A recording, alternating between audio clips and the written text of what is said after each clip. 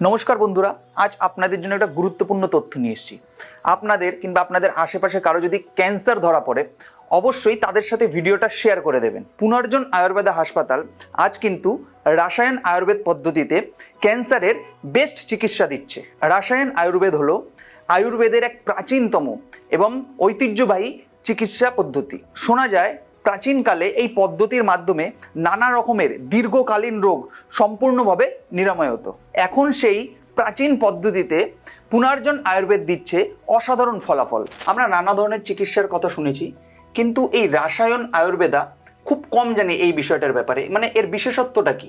এখানে যে ক্যান্সারের চিকিৎসা হয় তাতে প্রথমে যে ধরনের খাবার দাবার থেকে শরীরে টিউমার আসতে পারে, তো সেই ধরনের টিউমারের জন্য শরীরের ইমিউনিটি ক্ষমতা কমে যায়। তো প্রথম অবস্থায় যেটা করা হয়, প্রাণ শক্তি সঞ্চার করা হয় যাতে রোগীর যে টিউমার আক্রান্ত কোষগুলোর বৃদ্ধি বন্ধ হয় এবং এর